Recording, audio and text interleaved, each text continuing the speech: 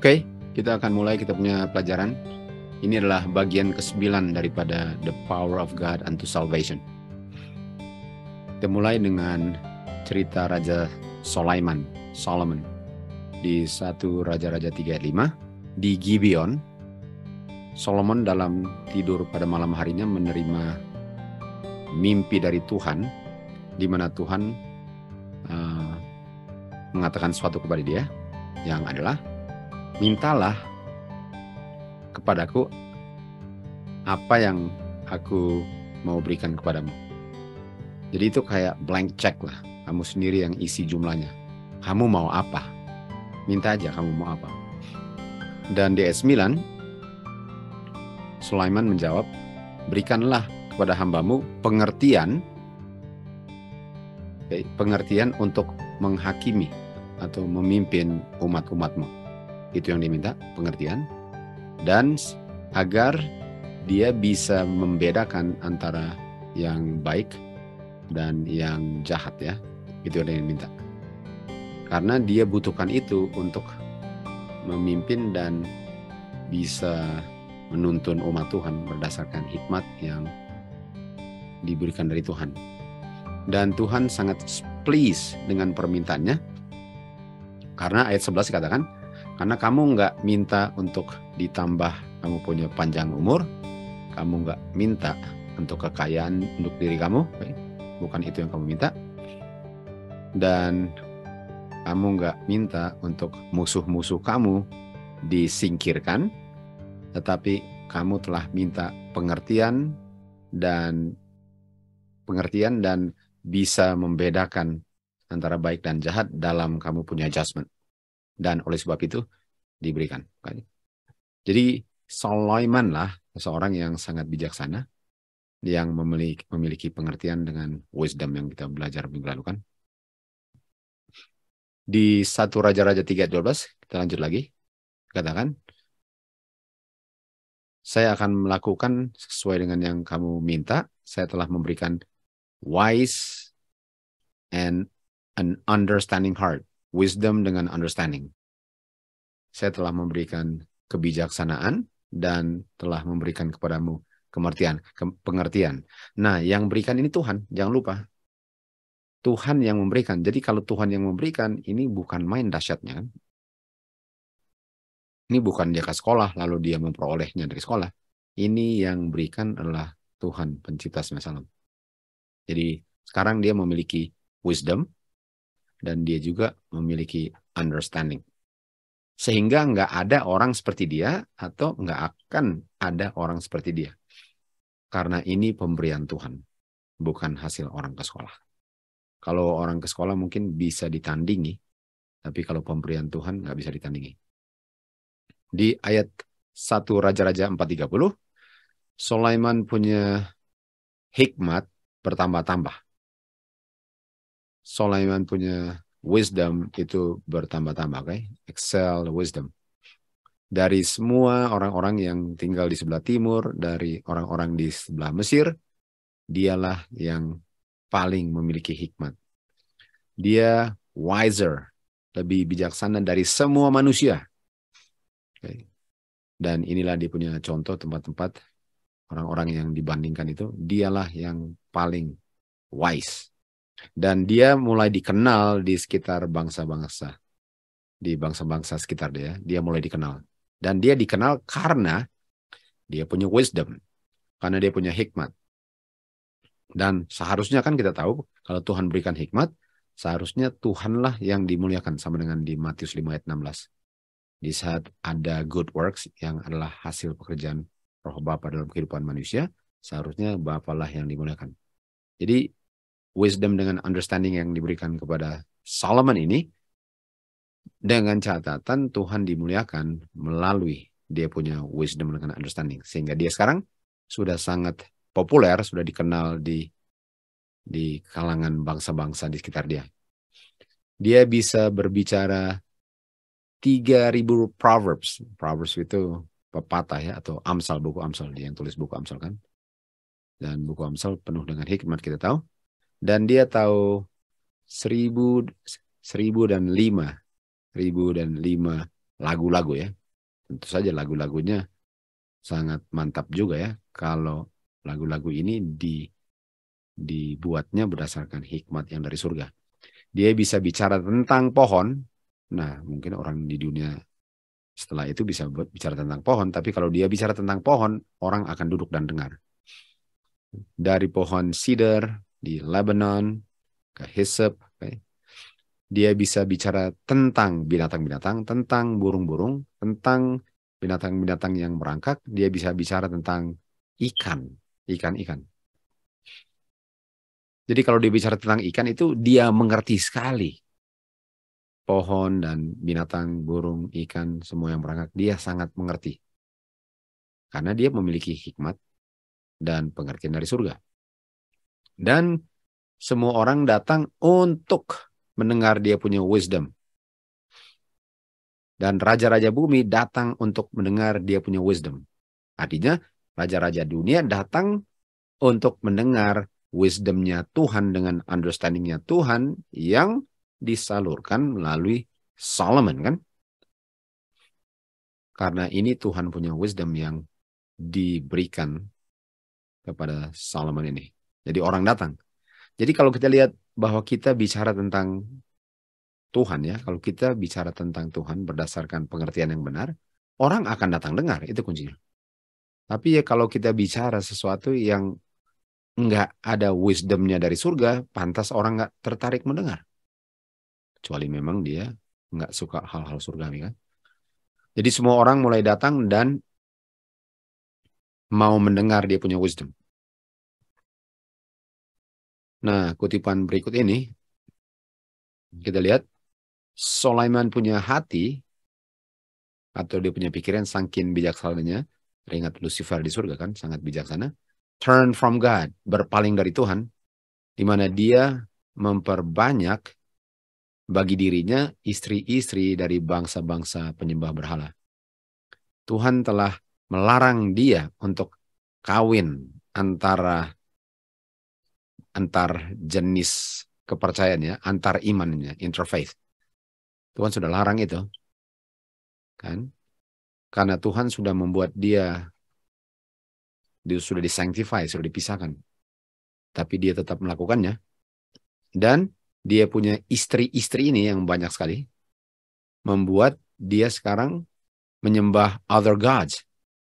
Jadi bisa lihat, hikmat itu hanya mantap kalau kita sembah Tuhan. Tapi kalau gara-gara hikmat itu akhirnya kita sembah other gods, enggak mantap kan? Dan hatinya enggak sempurna dengan Tuhan dia punya God. Jadi kita bisa lihat apa yang terjadi dengan Sulaiman yang penuh dengan hikmat dengan pengertian. Sekarang sudah hilang hikmat pengertiannya kalau dia sekarang sudah melakukan sesuatu yang sangat bertentangan dengan kehendak Bapa di surga.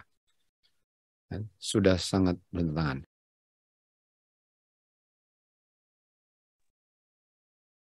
Dan Tuhan tidak pleased, tidak senang dengan Solomon karena hatinya berpaling dari the Lord God of Israel. Dan muncul kepada dia 2 kali dan bicara tentang hal ini, bahwa dia nggak boleh menyembah berhala-berhala dari istrinya, tapi dia tidak memelihara perintah Tuhan. Dan oleh sebab itu Tuhan berkata kepada Solomon, karena kamu telah lakukan ini, kamu tidak pelihara covenantku, dan kamu tidak memelihara statutesku, kan? Karena kamu tidak mau pelihara statutes dan covenant, saya akan mengambil dari kamu kerajaan ini. Dan kita tahu setelah itu Israel terbagi 2 kan? Utara yang namanya Israel dan selatan terbagi 2. Gara-gara ini terpisahlah kerajaan ini. 10 suku di atas dan 2 suku di bawah. Lalu dikatakan seandainya Sulaiman sudah mati sebelum dia meninggalkan Tuhan, dia bisa saja kehidupan dia bisa menjadi satu kehidupan yang mana catatan tentang kehidupan dia itu sangat dahsyat. Kalau dia mati sebelum dia murtad. Tapi dengan dia murtad sehingga tercemarlah kedahsyatan daripada hikmatnya dan kerajaannya. Jadi orang yang se-great apapun, yang sebijaksana pun, akan pasti jatuh. Kecuali kehidupan mereka sepenuhnya mereka percaya kepada Tuhan dan menurut kepada semua perintah-perintahnya. Dan perintah-perintahnya apa? Covenant dengan statutes. Jadi statutes inilah yang membuat seseorang bisa menjauhkan diri dari Tuhan dan jatuh seperti Sulaiman. Walaupun nggak sejauh setinggi Sulaiman, dia punya kebijaksanaan, tapi namanya kita tinggalkan covenant dengan statutes, kita akan jatuh. Kita akan jatuh. Surely fall. Kan? Nah, di Ulangan 4 ayat 5 dikatakan, aku telah mengajarkan kepada kamu statutes dengan judgment.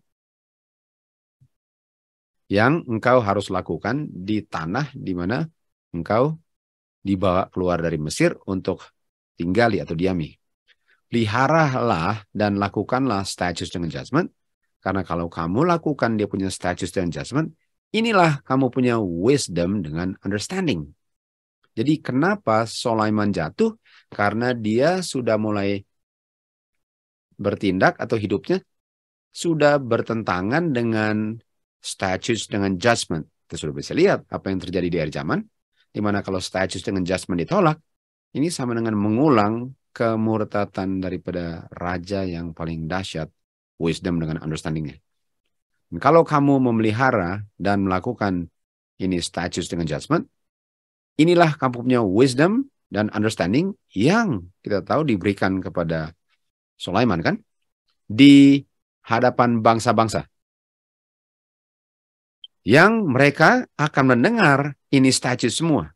Jadi waktu mereka lihat, wah ini bangsa hebat sekali ya, seperti bangsanya Sulaiman kan. Hebat sekali ini bangsa ini. Kenapa? Kenapa mereka bisa hebat? Karena mereka pelihara statutes dengan judgment. Dan mereka akan bilang, sesungguhnya bangsa ini adalah bangsa yang wise dengan understanding. Makanya orang-orang raja-raja dan Queen Sheba ya kita tahu dari Ethiopia datang mengunjungi Sulaiman kan. Dan waktu datang mengunjungi Sulaiman karena mereka mau dengar dia punya wisdom. Dan mereka mau dengar wisdomnya, tentu saja mereka akan diajar tentang statutes dengan judgment.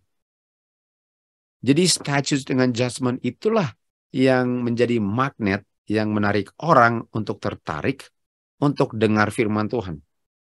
Dan di saat Sulaiman sudah meninggalkan statutes judgment dengan dia punya statutes, dia punya covenant, dia mulai jatuh. Disebabkan oleh fornication kan. Dan ayat itu juga dikatakan, bangsa apa yang sangat great, di mana Tuhan mereka sangat dekat dengan mereka. Jadi Tuhan itu dekat dengan mereka kalau mereka pelihara statutes dengan judgment.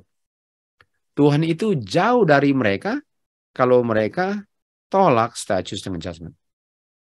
Jadi umat Tuhan itu akan dikenal great di bangsa-bangsa all nations sekitar kita.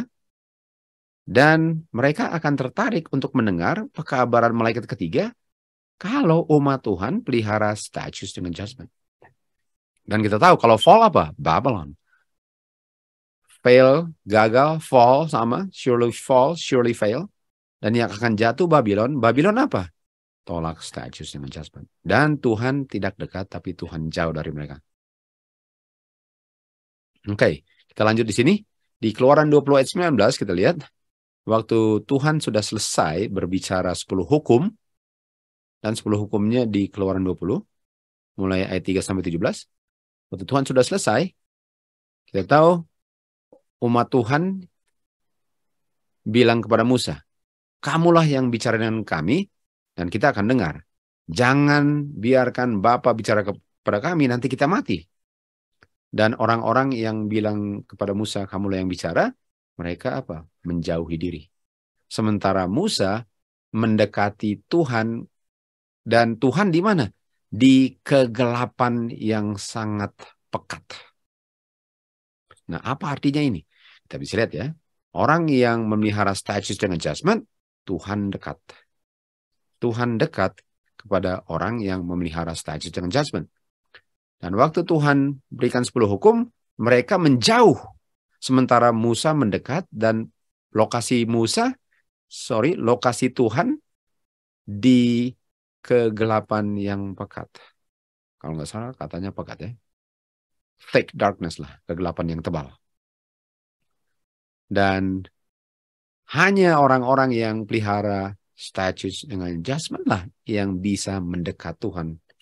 Kan kita tahu dosa itu yang memisahkan manusia dari Tuhan. Tapi Musa mendekati Tuhan karena kita tahu, dia mengerti prinsip statutes dengan judgment. Sementara umat Israel nggak mengerti. Itu sebabnya diberikan kan? Itu sebabnya diberikan. Nah, mari kita lihat tentang awan. Apa hubungannya dengan awan ya? Minggu lalu kan kita mulai bagian ke-8 bicara tentang hari kedua. Tuhan ciptakan firmament. Di firmament itu ada air yang ditampung oleh awan. Dan di laut pun ada air. Di Zephaniah atau Sefanya 1 ayat 15 dikatakan sini ada hari kegelapan, ada hari gloominess. Gloominess itu kayak gelap dan enggak ceria lah. Hari yang tidak ceria, hari yang gelap, hari awan-awan yang gelap dan tebal. Ini thick darkness ini. Kan?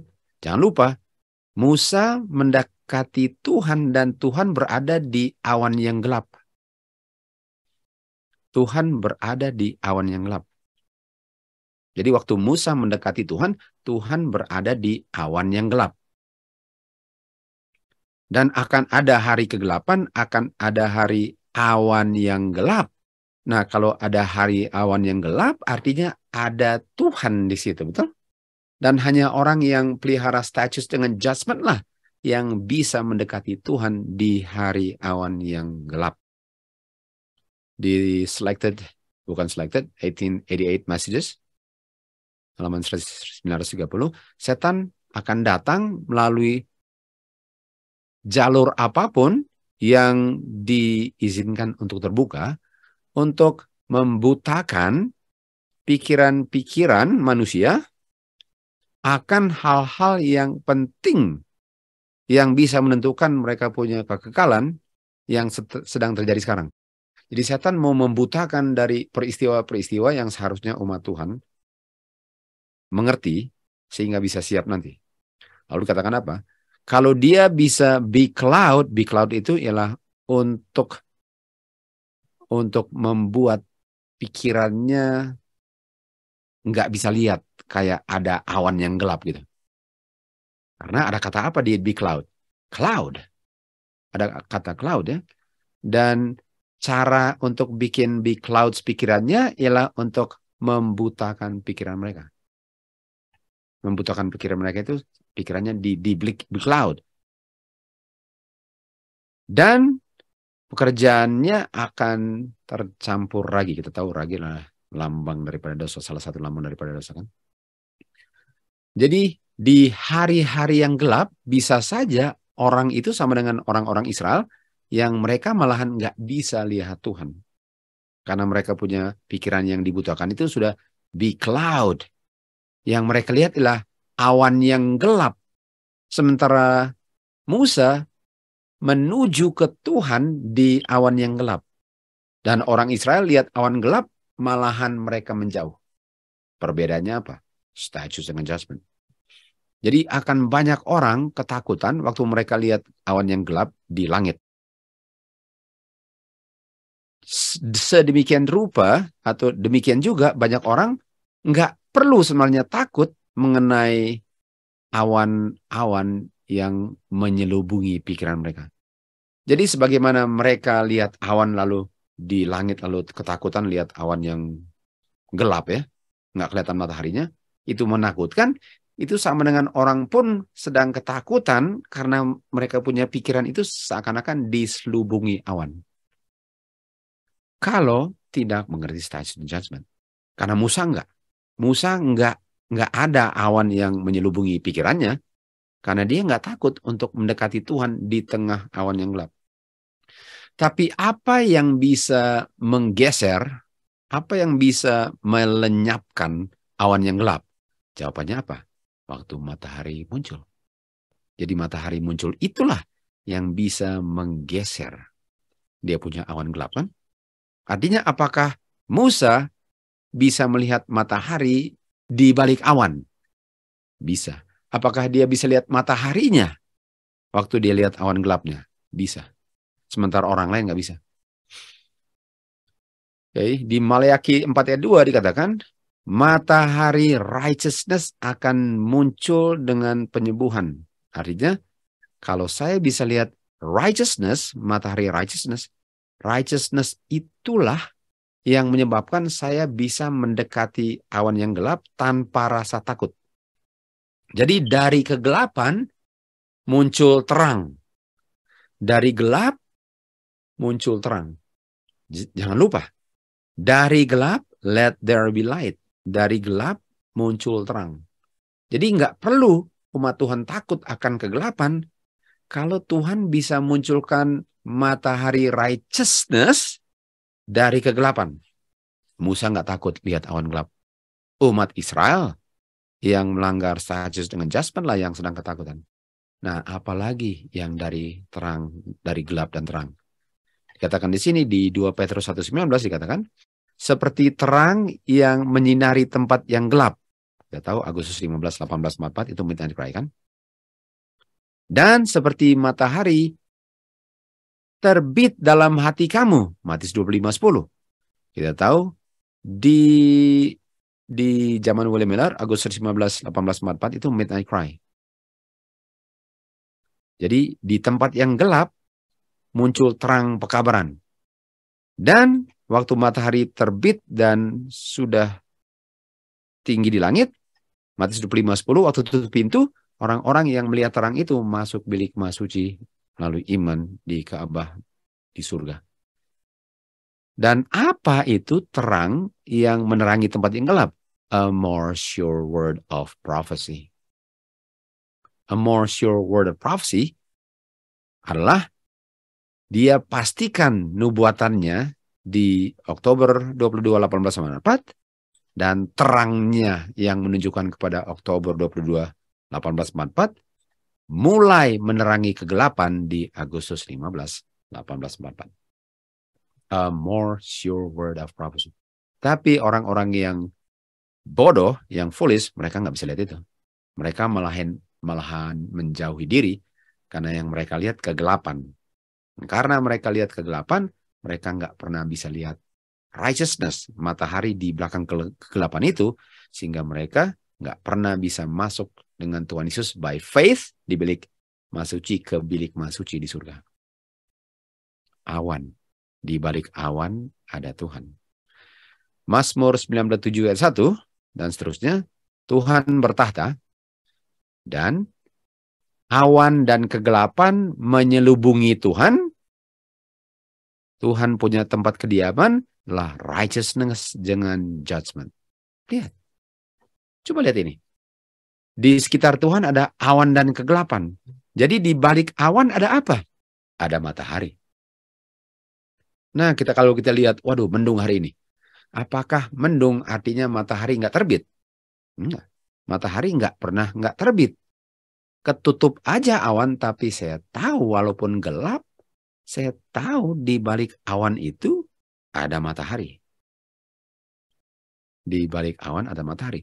Artinya setiap kali saya lihat awan, saya tahu di belakangnya ada righteousness, ada judgment, ada mercy, ada tahta Tuhan.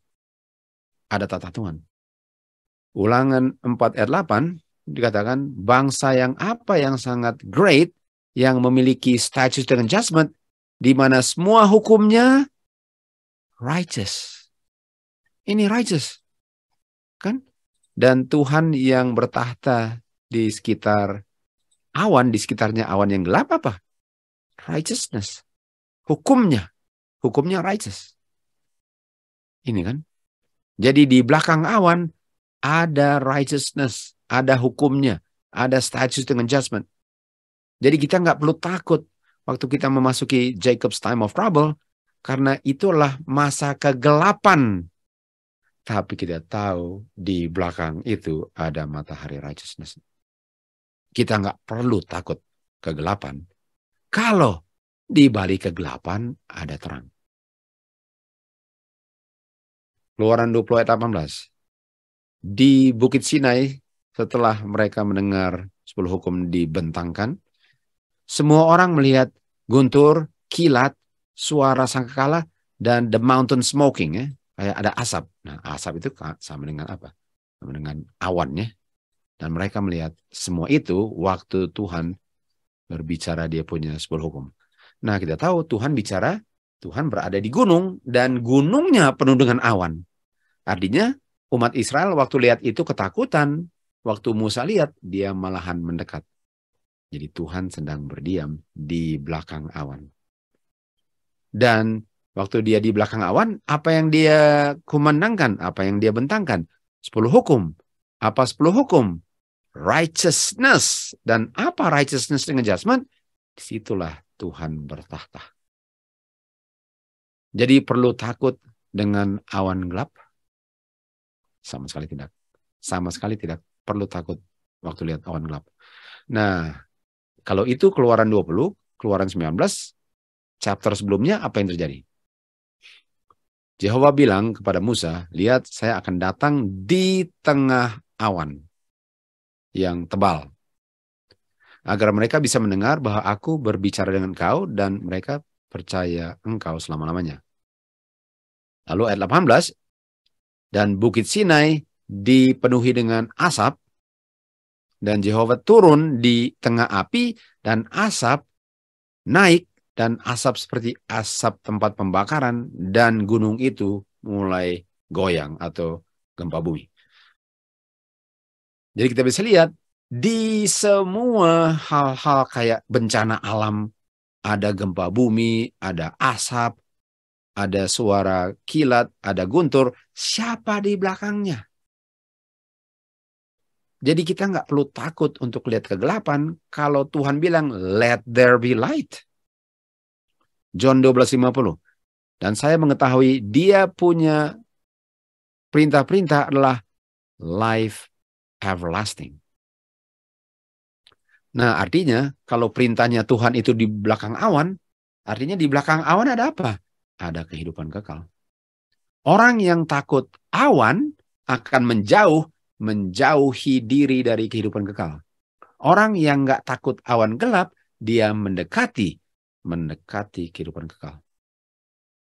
Nah, apa itu life? Apa itu life everlasting? John 1:4 bilang, life adalah light, terang. Di belakang awan ada apa? Ada terang. Mari kita lihat di Kejadian 1, 2, dan 3. Bumi ini gelap. Gelap. Setiap kali ada gelap, ada apa? Tuhan bilang, let there be light. Bukankah ini adalah satu pengharapan bagi umat Tuhan yang hidup di dunia yang penuh dengan kegelapan moral dan akan memasuki Jacob's time of trouble yang gelap moralnya? Tapi walaupun gelap separah apapun, kita tahu di belakangnya ada terang. Di mana ada ancaman kematian, di belakang ancaman itu ada kehidupan kekal. Itu awan. Itu artinya mengerti hari kedua punya awan. Di Matius 25 tadi kita baca, pada tengah malam gelap ada suara yang dikumandangkan. Suara itu apa? Firman. Firman apa? Life. Life apa? Terang. At midnight there was light. Behold the bridegroom cometh. A more sure word of prophecy. Kan? Matius 27 ayat 45. Pada jam ke-6 ada kegelapan. Jam ke-6 itu jam 12 siang ya. Kita tahu Tuhan Yesus sudah dipakukan kayu salib. Jam ke-6 dan ada kegelapan menyelubungi seluruh tempat di daerah Judea itu. Gelap. Gelap sekali. Sampai jam ke-9 atau sekitar jam 3 siang. 3 jam gelap. Dan ayat 46. Dan jam ke-9 Tuhan Yesus berseru dengan suara yang nyaring. Jangan lupa. Suara nyaring ini nih. Matius 25 ayat 6 kan. suara yang nyaring di tengah kegelapan. Tuhan Yesus di kayu salib, suara nyaring di tengah kegelapan. Dia bilang apa? Ilai, Ilai, lama sabachthani. Atau, my God, kenapa engkau telah meninggalkan aku? Tuhan Yesus rasa terpisah dari Bapaknya. Tuhan Yesus nggak pernah terpisah dari Bapaknya. Sebelum ada yang diciptakan pun sudah sama-sama. Untuk pertama kalinya dalam sejarah kehidupan anak Bapa terpisah dengan Bapaknya. Dan yang memisahkan Tuhan Yesus dari Bapa apa? Kita baca terus di Signs of Times. Jam ke-6 tiba, ada kegelapan di seluruh tanah situ sampai jam ke-9. Bukan kegelapan itu hanya menyelubungi sekitar kayu salib, tapi kegelapan itu di seluruh daerah itu. Jadi bukan di kayu salib saja gelap, di seluruh Judea itu gelap. Lalu apa yang dibilang sini? Bapa berdiam di tengah kegelapan. Dia menyembunyikan kemuliaannya dari mata manusia. Bapa dengan malaikat-malaikat surga sedang sedang mengelilingi kayu salib yang penuh dengan kegelapan. Bapa sangat dekat anaknya. Jadi waktu anak bilang, Bapa, kenapa engkau telah tinggalkan aku? Kenapa? Karena ada kegelapan. Dan Tuhan Yesus ini sedang memikul dosa. Dan dosa itu memisahkan dia dari Bapa. Tapi sementara itu pun, Bapa di samping Tuhan Yesus, tapi saking diselubungi dengan kegelapan, Tuhan Yesus nggak bisa lihat itu. Tapi ada nggak Bapanya di samping situ? Ada. Awan iman ini namanya. Bapa di samping Tuhan Yesus dan malaikat-malaikatnya. Dan Bapa tidak mau mengungkapkan dirinya kepada anaknya atau kepada manusia sekalipun. Karena seandainya ada satu terang sedikit pun dari kemuliaan dan kuasanya yang bisa tembusi kegelapan itu, manusia langsung menjadi debu. Manusia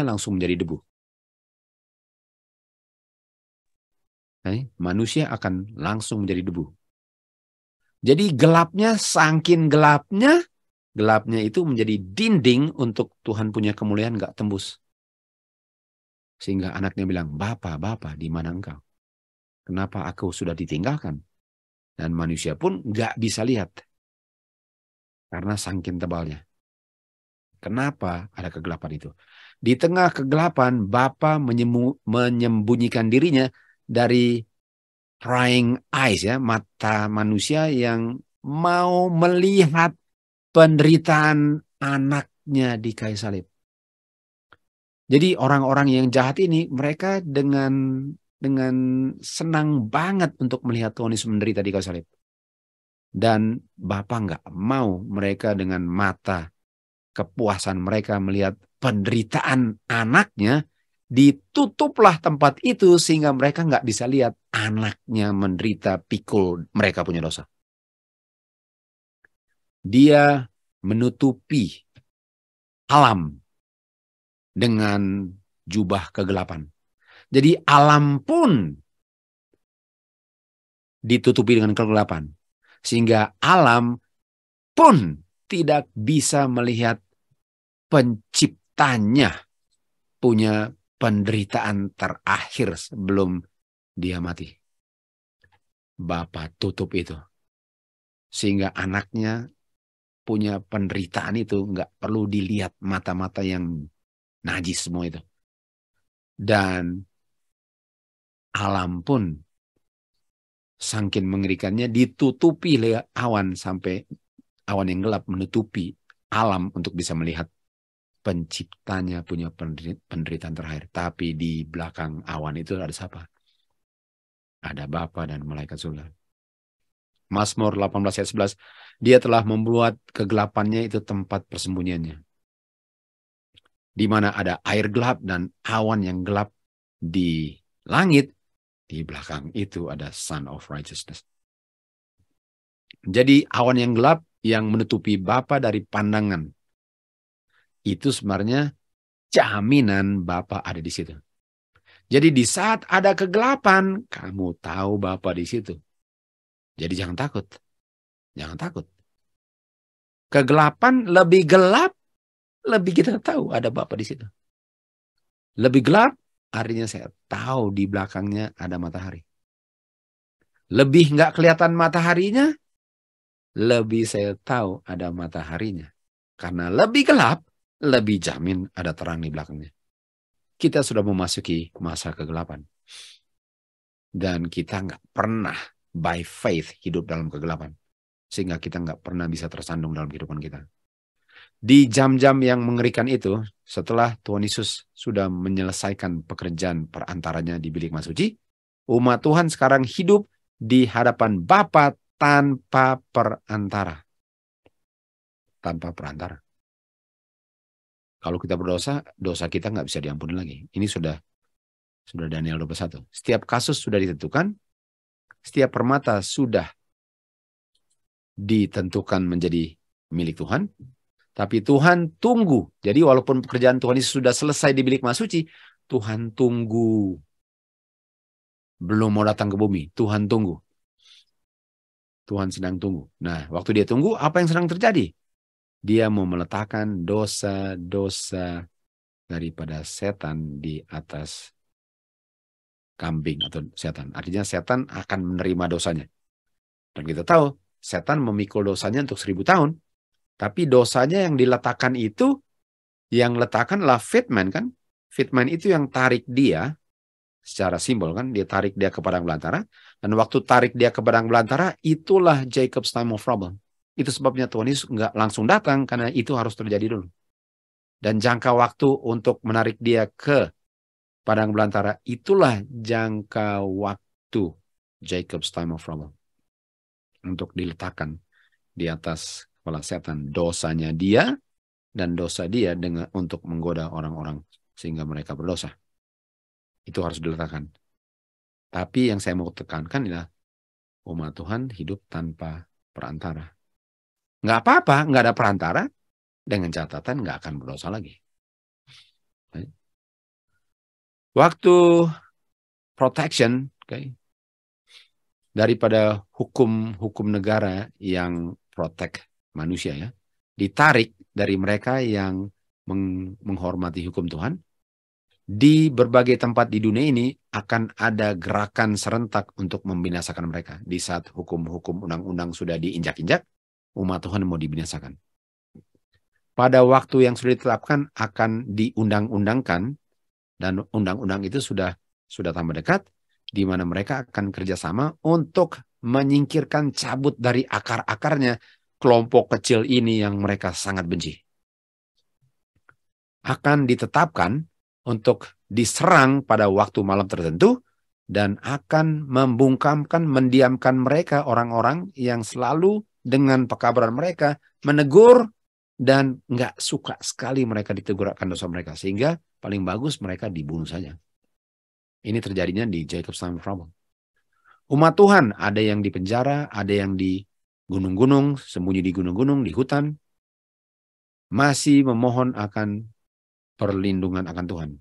Di mana di sekitar mereka, dengan desakan malaikat-malaikat yang jahat, mereka sedang mempersiapkan pekerjaan untuk membunuh umat Tuhan.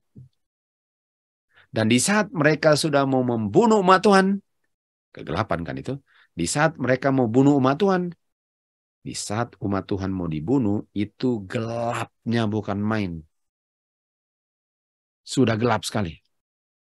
Di saat itulah jam-jam yang paling puncak daripada kegelapan, Tuhan akan muncul untuk meluputkan umatnya. Sama dengan di Lautan Merah kan. Di saat mereka sudah kejepit, Lautan Merah, dia punya gunung, dia punya padang belantara, lalu Firaun sudah mendekat, mereka udah kejepit. Udah nggak bisa kemana-mana lagi, sudah gelap. Di situ Tuhan buka Lautan Merah. Di situ Tuhan akan buka awannya. Dan dia akan munculkan the Son of Righteousness. Tuhan bilang apa? Di saat itu kamu akan ada lagu untuk dinyanyikan. Di tengah malam akan terdengar suara sukacita. Dan Tuhan akan membuat suara kemuliaannya didengar. Akan menunjukkan terang yang turun dari lengannya. Dan amarahnya. Dan api yang membinasakannya. Siap untuk membinasakan orang-orang yang mau memusnahkan umat Tuhan yang setia kepadanya. Jadi umat Tuhan diluputkan di tengah-tengah kegelapan, di belakang kegelapan. Siapa yang ada di belakang kegelapan? Jehovah God. Sama dengan di samping Tuhan Yesus, di kegelapan Jehovah God. Di midnight cry, ada seruan Tuhan Yesus. Kita akan datang Oktober 22. Jadi setiap kali ada kegelapan, kita tahu ada Tuhan. Ini kita butuhkan sebelum kita masuk Jacob's time of trouble. Kita kembali ke Keluaran 20 ayat 18, mereka melihat thunder, ini kan. Jadi waktu mereka lihat thunder, lightning, noise, smoke, ini kan sama. Di time of trouble nanti, mereka lihat tempest, hailstone, fire, lightning, sama. Lalu, waktu mereka lihat itu apa? Di Sinai, mereka mundur. Musa yang mendekat. Mereka mundur, Musa mendekat. Jadi, di saat di time of trouble nanti, di saat mereka datang dan mengakibatkan kegelapan di dunia ini, di mana umat Tuhan gara-gara memelihara hukum Tuhan mau dibunuh, itu kegelapan, Tuhan kasih tunjuk thunder, lightning, fire, terang, semua kan, suaranya, midnight cry kan, a cry made. Di saat itu, mereka apa? Pas mereka mau bunuh, apa yang terjadi? Mereka mundur. Dengan seruan-seruan kemenangan dan olok-olokan dan kutukan, orang-orang jahat ini sudah sekarang merencanakan dan sedang menyerang umat Tuhan. Di saat itu tiba-tiba ada kegelapan yang sangat gelap. Lebih gelap daripada kegelapan malam menimpa bumi ini. Dan tiba-tiba muncul rainbow. Rainbow itu pelangi, diterangi dengan kemuliaan dari tahta Bapa dan menyelubungi langit dan menyelubungi umat Tuhan yang sedang berdoa dan sedang dikepung untuk dibunuh di tengah kegelapan. Orang-orang jahat tiba-tiba berhenti di tempat, sama dengan di Sinai. Mereka lihat, dengar suara Tuhan, dengar thunder, mundur kan? Tiba-tiba olok-olokan mereka diam di tempat. Tujuan mereka untuk bunuh dilupakan. Rencana mereka yang jahat ini, kan? Mereka melihat dengan ketakutan simbol daripada covenant Tuhan,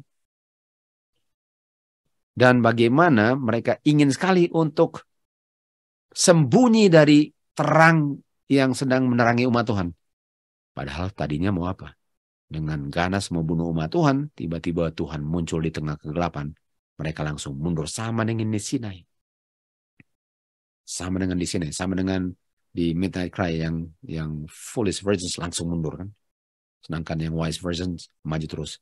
Sama dengan Musa, pas gelap dia maju. Dan Kejadian 9:11, apa itu dia punya tanda covenant rainbow?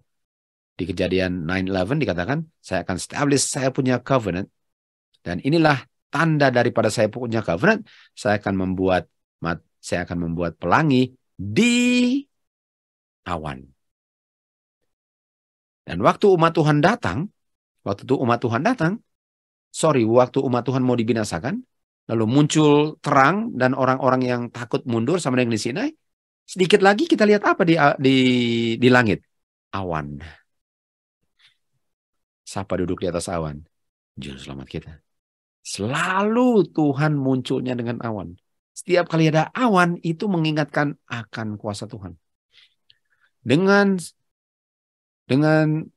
by the people of God a voice, okay?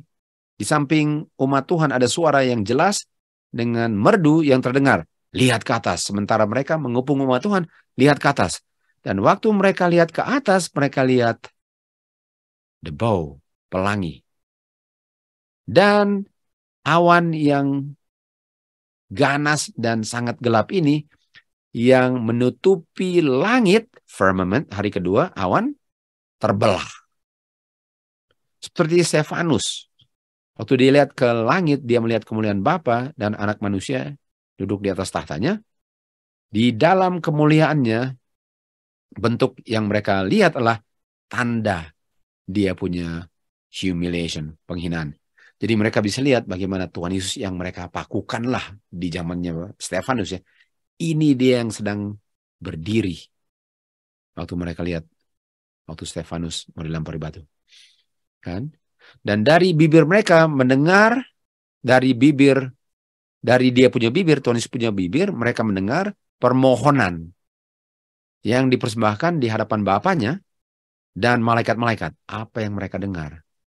Di waktu musuh membunuh mereka dan tiba-tiba awan gelap terpisah, lalu terdengarlah kemuliaan suara Bapa. Apa yang Tuhan Yesus bilang yang didengar? Dia bilang ini, aku mau bahwa mereka juga yang engkau telah berikan kepadaku bersamaku di mana aku berada. Bayangkan untuk dengar itu setelah mau dibunuh, udah kelaparan, udah haus, udah dingin, udah diincar-incar mau dibunuh, udah lari ke hutan, ke gunung, ada yang di penjara, dan menderita lama, tiba-tiba terbukalah awan yang gelap, muncul terang dan suara, dan yang dibilang apa?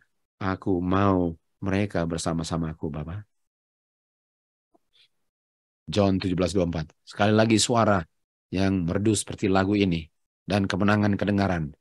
Mereka datang, kudus dan tidak bercacat, tidak ada cemarnya.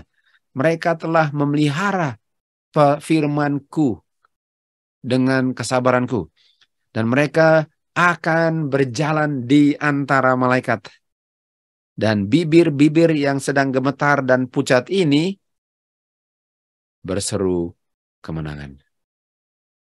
Di tengah-tengah malam yang gelap, Tuhan akan ungkapkan kuasanya waktu dia meluputkan umatnya yang mau dibinasakan oleh orang-orang jahat.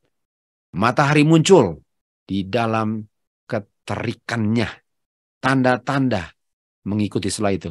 Orang-orang jahat melihat penuh dengan ketakutan. Sementara orang yang benar melihat mereka punya tanda di mana mereka sudah bebas dari dunia jahat ini. Semua di alam sepertinya terputar balik. Air tidak mengalir lagi. Kegelapan awan yang gelap bertabrakan satu dengan yang lain. Di langit yang marah seakan-akan kita bisa melihat atau mendengar kemuliaan di mana kita mendengar suara seperti air deru yang berkata dan didengar oleh umat Tuhan, sudah selesai. It is done. Kamu punya perjuangan di dunia ini untuk mempertahankan kebenaran, dan gara-gara pertahankan kebenaran kamu dicekal, kamu bilang fanatik, kamu mau dibunuh, kamu di cut off semua earthly support, gara-gara kamu mempertahankan kebenaran, walaupun kamu siap untuk mati, siap untuk masuk penjara, siap untuk kelaparan, siap untuk kehausan, siap untuk apa saja yang dibenci dunia, sudah selesai. Saya tunggu sampai gelap tebal menyelubungi umat Tuhan, baru matahari righteousness muncul untuk memisahkan umat Tuhan dari bumi yang jahat ini. Hanya akan untuk mengunjungi lagi 1000 tahun kemudian, waktu bumi ini akan dibakar bersama orang jahat dan diciptakan kembali dengan baru. Awan grace. Yesaya 55. Sebagaimana hujan, kita tahu nggak ada hujan kalau nggak ada awan kan. Sebagaimana hujan turun dan salju turun dari langit dan mengairi bumi ini dan membuat tunas mulai keluar. Demikian juga firman-Ku atau grace-Ku keluar dari mulutku dan tidak akan kembali sia-sia. Jadi bisa lihat hari kedua ada awan, firmament, itu sama dengan apa? Firman Tuhan. Firman Tuhan adalah terang kan. 1 Raja-Raja 18:45 dikatakan, tibalah waktunya, waktu awannya sudah sangat gelap dan ada angin, tiba-tiba muncul apa? Hujan. Ini kita tahu kan, Elijah setelah nabi-nabi palsu dibunuh, apa yang muncul? Awan gelap. Dan setelah awan gelap turun apa? Hujan. Jadi setiap kali ada awan, berikutnya keluar apa? Hujan. Hujan apa? Apa hujan? Roh Kudus. Mazmur 147 ayat 8, yang menutupi langit dengan awan, dan awan itu mempersiapkan hujan agar dia punya rumput bisa bertumbuh. Di atas mana? Di atas gunung. Kita tahu umat Tuhan keluar larinya ke mana? Gunung. Dan di gunung harus ada apa? Harus ada awan. Dan awan menghasilkan apa? Hujan. Jadi kalau kita sudah lihat 24:15 dan kita nggak keluar, kira-kira bisa nggak pernah bertumbuh kita? Nggak pernah. Tapi kita harus lihat awan, walaupun gelap pun masuk seperti Musa. Kan di belakangnya ada apa? Ada terang, ada kehidupan. Hari kedua ini, sebagaimana air yang di air itu kita dapati di awan yang tebal ya, walaupun tipis banget. Itu mengingatkan akan kuasa Tuhan, dan itu juga mengingatkan akan kuasa gospel daripada kuasa Tuhan yang sanggup menyelamatkan kita dari dosa.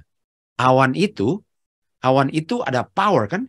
Karena bagaimana air yang berat bisa menampung, bagaimana awan yang ringan, kapas bisa menampung air yang sangat berat. Artinya awan melambangkan power of God. Dan power of God itu apa? Gospel. Nah, kalau kita lihat gambar ini, kita lihat ini gambar musim salju ya. Sekarang lagi musim salju. Mati kan semua, kecuali evergreen. Tapi setelah musim winter, apa yang muncul? Muncul bunga-bunga. Spring. Jadi dari musim kematian, kedinginan, dan kalau winter, gelapnya lebih lama daripada terang kan. Jadi gelap ya. Dari musim winter, gelap, dingin, muncul terang. Sini dia. Dan apa yang membuat itu? Di saat gelap, kita tahu ada apa? Ada air. Salju itu apa? Air.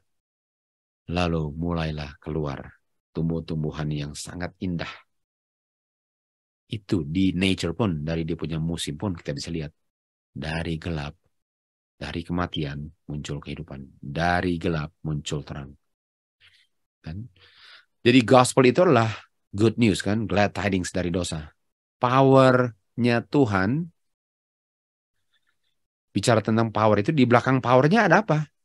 Di belakang dia punya awan ada apa? Righteousness. Kan righteousness kan, the son of righteousness muncul dari kegelapan kan. Dan righteousness apa? Lawannya unrighteousness, bebas dari dosa. Jadi setiap kali saya lihat awan yang gelap, saya tahu apa? Di belakangnya ada bebas dari dosa. Kalau saya bisa lihat tembusin awan itu, saya tahu ada Bapa di situ. Saya tahu ada bebas dosa. Di mana saya sedang diselubungi dengan dosa, digoda untuk melayani daging, itu awan saya.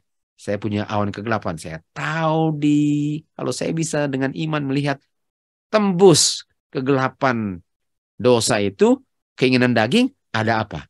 Ada keluputan. Ada righteousness. Roma 1:16. Gospel Kristus adalah kuasa Tuhan yang sanggup menyelamatkan. Dan kuasa Tuhan itu awan kan? Waktu saya lihat awan gelap, di belakangnya apa? Muncul the righteousness of God. The clouds menghasilkan the righteousness of God.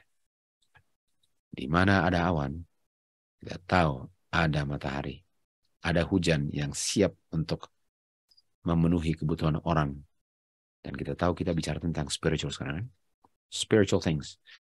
Kita tahu kondisi manusia di Roma 3:10 adalah apa? Nggak ada yang righteous, gelap. Tidak ada yang mengerti, gelap. Tidak ada yang cari Tuhan, gelap. Semua gone out of the way, gelap. Semua unprofitable, gelap. Nggak ada yang baik, semua gelap. Semua gelap. Jadi anggap ini ayat 10, 11, 12, awan yang gelap di langit.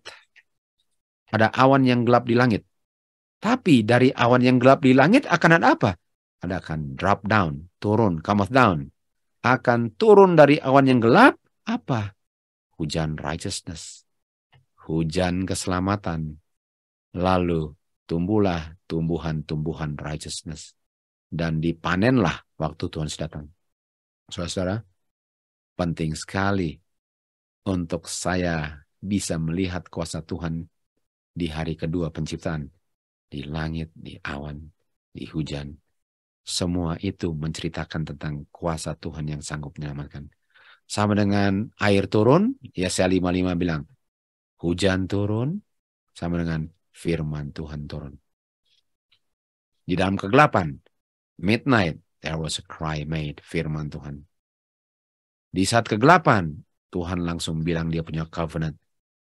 My word, keluar kan? Taburlah righteousness, carilah dahulu kerajaan surga dan kebenarannya. Dan setelah itu apa? Panenlah mercy. Sekaranglah waktunya untuk cari Tuhan.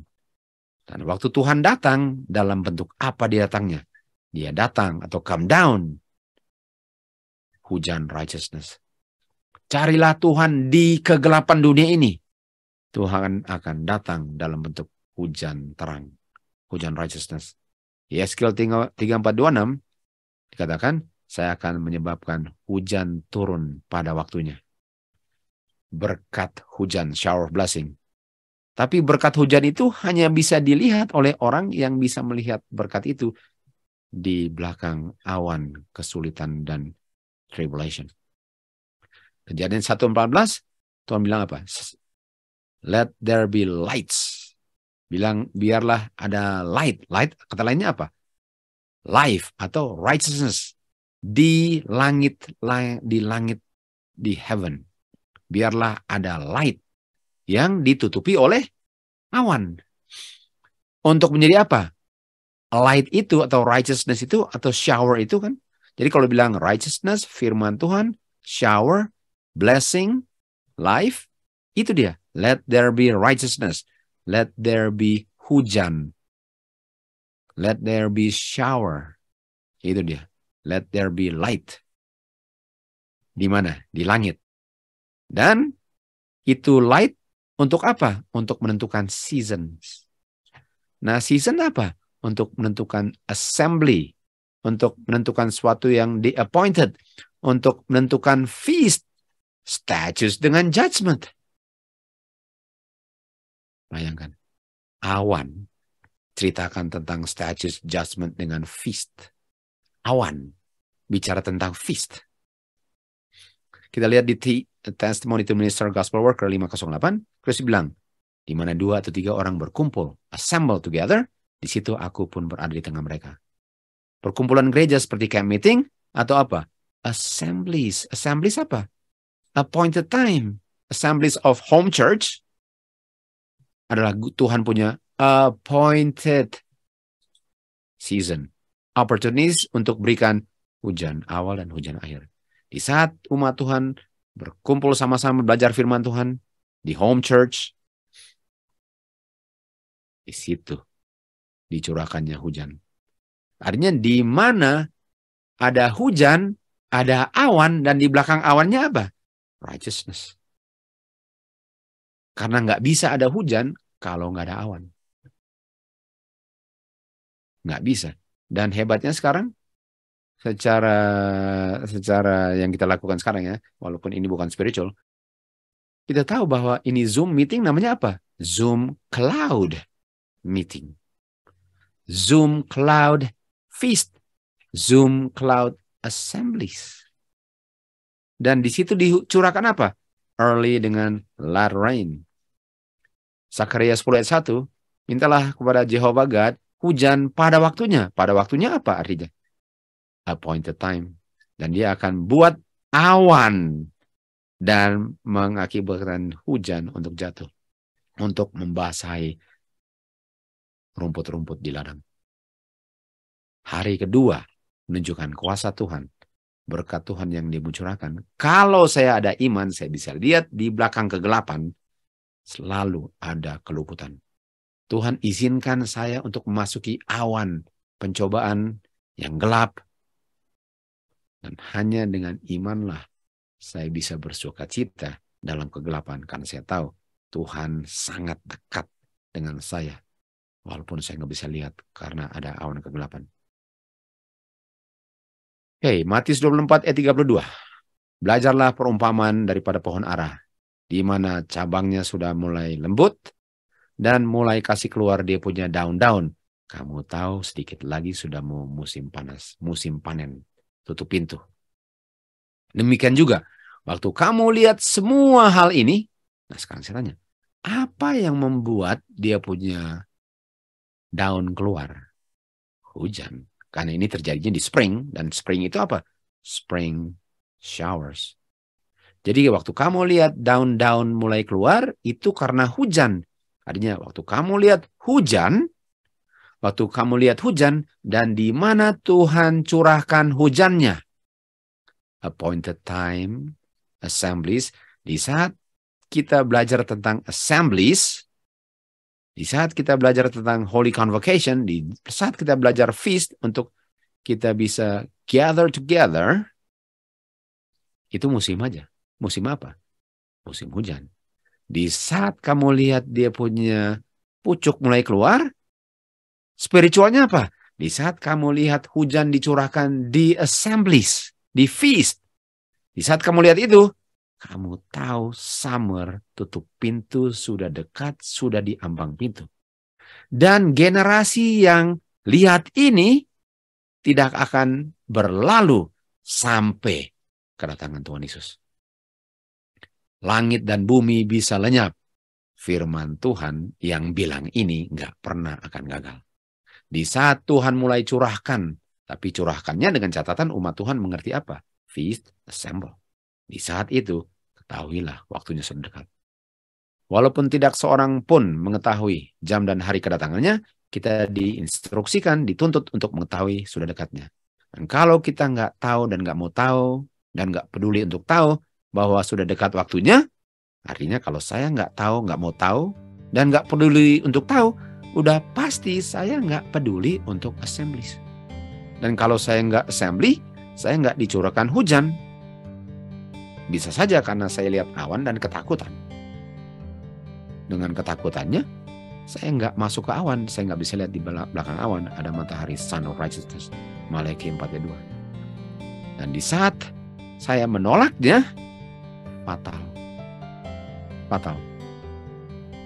Jadi kalau saya nggak bisa lihat ini dan caranya untuk menerima hujannya di musim hujan ialah untuk assemble, fatal. Seperti orang-orang yang hidup zaman Nuh, mereka nggak tahu tiba-tiba sudah turun banjir. Lukas 21:36. Oleh sebab itu apa? Watch ye therefore. Lihatlah tanda-tandanya, karena semuanya itu appointed time. Lihatlah tanda-tandanya. Karena kalau kamu lihat tandanya, kamu tahu sudah dekat, kamu mempersiapkan diri, karakter, siap.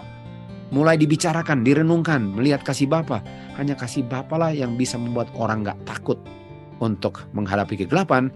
Karena kegelapan itu hanyalah kegelapan yang menakutkan kalau saya nggak bisa lihat God di belakangnya. Tapi kalau saya tahu di gelap ada Bapa di situ sedang tunggu untuk kegelapannya menjadi gelapan tengah malam. Dan di saat gelapnya bukan main, saya tahu sudah mau muncul anak manusia di awan-awan. Tuhan Yesus mengatakan, lihatlah ke awan, sering-sering lihat ke awan, dan renungkan, karena itulah keselamatanmu.